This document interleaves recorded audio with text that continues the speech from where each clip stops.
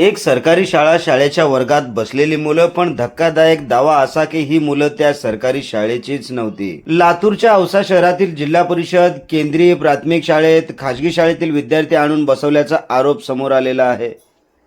आणि हा आरोप केवळ बाहेरून करण्यात आलेला नाही, तर अभिजित दिपके यांच्या समोरच काही विद्यार्थ्यांनी आपण खाजगी शाळेचे विद्यार्थी असल्याचं सांगितल्याचा दावा करण्यात आला आहे.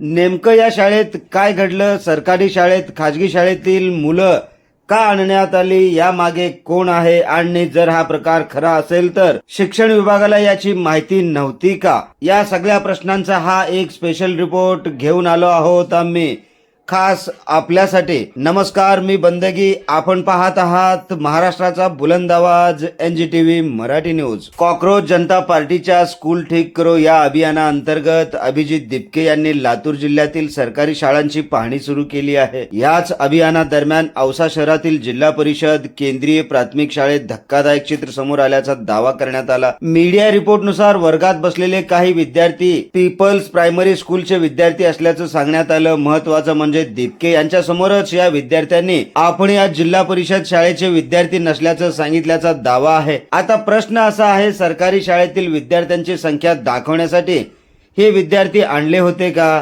की यामागे काही दुसरंच कारण? याचं उत्तर सध्या अधिकृतपणे समोर आलेलं नाही. म्हणूनच या प्रकरणाची स्वतंत्र आणि तातडीने प्रशासकीय चौकशी होणं गरजेचं आहे. आणखीन एक गंभीर बाब म्हणजे या घटनेबाबत शाळेतील जबाबदार अधिकाऱ्यांकडून समाधानकारक माहिती मिळाली नसल्याचा दावा देखील करण्यात आलेला आहे. त्यानंतर अभिजित दिपके यांनी औसा पंचायत समितीच्या BDO कार्यालयाकडे मोर्चा वळवलेला आहे आणि संबंधित BDO तसेच मुख्याध्यापकांवर कारवाई करण्याची मागणी देखील यावेळेस जोर धरताना दिसत आहे. एका आठवड्यात कारवाई झाली नाही तर आंदोलनाचा इशारा देखील देण्यात आल्याचं वृत्त समोर आलेलं आहे. सवाल यापेक्षा मोठा आहे, ही फक्त एका शाळेची गोष्ट आहे का, की सरकारी शिक्षण व्यवस्थेच्या मुळावरच प्रश्नचिन्ह उभे राहताना दिसत आहेत? कारण त्याच पाहणी दरम्यान शाळेच्या इमारतींची अवस्था, गळणारं छत, विद्यार्थ्यांसाठी बाकांची कमतरता, मूलभूत सुविधांबाबत प्रश्न उपस्थित करण्यात आले आहेत. उजनी येथील जिल्हा परिषद शाळेच्या संरक्षण भिंत आणि शौचालयाच्या कामासाठी निधी मंजूर होऊन देखील काम रखडल्याची तक्रार यावेळेस ग्रामस्थांनी केली. म्हणजेच एकीकडे सरकार शिक्षणाचा दर्जा वाढवतोय असं सांगतं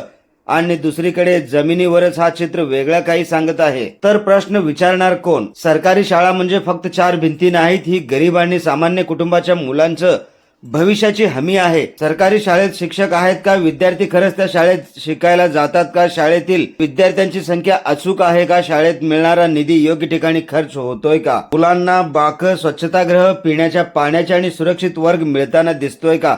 या प्रत्येक प्रश्नाचं उत्तर कागदावरच नाही तर प्रत्यक्ष शाळेत जाऊन तपासण्याची वेळ का येत आहे? दरम्यान अभिजित दिपके यांनी शिक्षण मंत्री दादा भुसे यांच्या राजीनाम्याची मागणी देखील आता केलेली आहे. सरकारी शाळांची दुरावस्था पाहता शिक्षण मंत्र्यांनी नैतिक जबाबदारी स्वीकारून आपल्या पदाचा राजीनामा द्यावा, अशी भूमिका देखील आता अभिजित दिपके यांनी घेतलेली आहे. मात्र याच आरोपांवर शिक्षण मंत्री दादा भुसे यांनीही प्रतिक्रिया दिली आहे. दिपके विविध शाळांना भेट देऊन ज्या त्रुटी आणि सूचना निदर्शनास आणून देत आहेत त्या सूचनांचं स्वागत असल्याचं शिक्षण मंत्र्यांनी यावेळेस म्हटलेलं आहे. म्हणजेच आता पुढचा प्रश्न सरकारसमोर आहे, फक्त सूचनांचं स्वागत होणार की प्रत्यक्ष त्या सूचनांवरती कारवाई देखील होणार? कारण हा प्रश्न अभिजित दिपके विरुद्ध दादा भुसे असा नाही, हा प्रश्न महाराष्ट्रातील लाखो विद्यार्थ्यांच्या भविष्याचा आहे. सरकारी शाळेत जर विद्यार्थीच खरे दाखवावे लागत असतील तर त्यांची चौकशी झालीच पाहिजे. आरोप चुकीचे असतील तर तेही सरकारने स्पष्ट करावेत. आरोप खरे असतील तर जबाबदार कोण, हेही जनतेसमोर यायलाच हवे. सरकारी शाळा ह्या कोणाच्या खाजगी मालमत्ता नाही, ती जनतेच्या पैशातून उभी राहिलेली व्यवस्था आहे आणि त्या शाळेत शिकणारं प्रत्येक मूल या राज्याच्या भविष्याची जबाबदारी आहे. म्हणून सरकारला एकच सवाल, कागदावरची शाळा नको, आम्हाला प्रत्यक्षात चालणारी, शिकवणारी आणि मुलांचं भविष्य घडवणारी शाळा हवी आहे.